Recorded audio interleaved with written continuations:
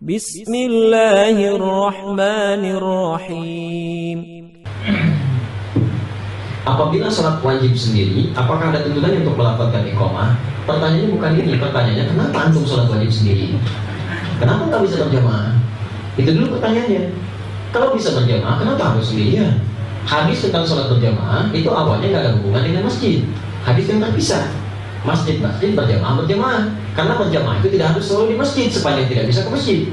Antum nggak bisa ke masjid, misalnya ibu nggak bisa ke masjid di rumah. Apakah ibu sendirian di rumah? Belum tentu. Ada anaknya, ada bahkan yang membantu dalam kehidupannya, ada kerabatnya.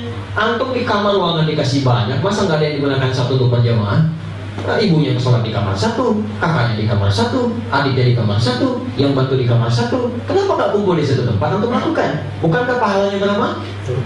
27 itu jangan dihitung 12 sampai 27. Tapi masjid aja tempatnya, baru tempatnya 1 ke 2 500 tahun, 2 ke 3 500 tahun, 3 ke 4 500 tahun, 4 ke 5 500 tahun. Berapa dengan 27 itu? Sayang kalau dibuang-buang pahalanya. Bagi laki-laki, alangkah mulia akan lebih baik bila ke masjid. Bila ke masjid.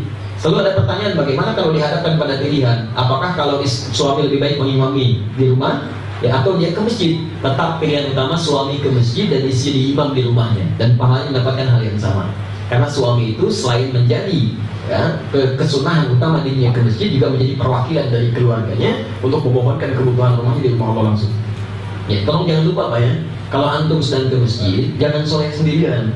Itu antum jadi perwakilan di rumah, jadi minta doa sama Allah. Jangan cuma sendiri, doa untuk istrinya, doa untuk anaknya, doa untuk kebaikannya. Makanya selalu ada perwakilan untuk ke rumah Allah.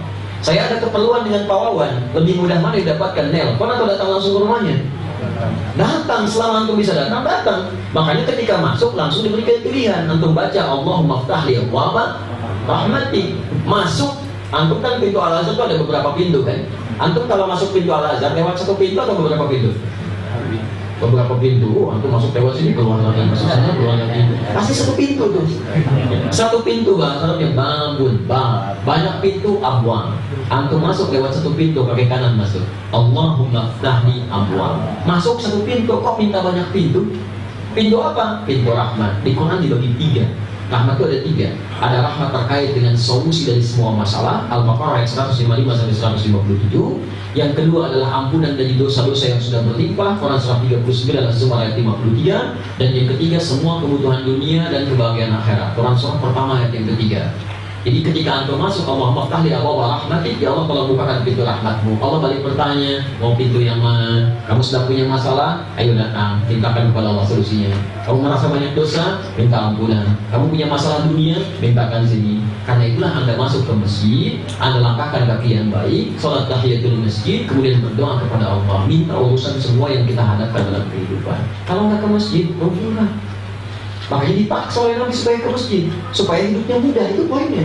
Nabi nggak menginginkan masjidnya, menginginkan supaya hidup kita mudah. Itu esensinya, itu hikmahnya ya. Makanya aturannya beda. Perhatikan, masuk masjid dengan toilet itu lain. Caranya diatur, langkahnya beda. Silakan masuk masjid kaki kanan, keluar kiri. Toilet masuk kiri, keluar kanan. Lain. Masuk masjid kaki kanan, keluar toilet kaki kanan. Masuk toilet keluar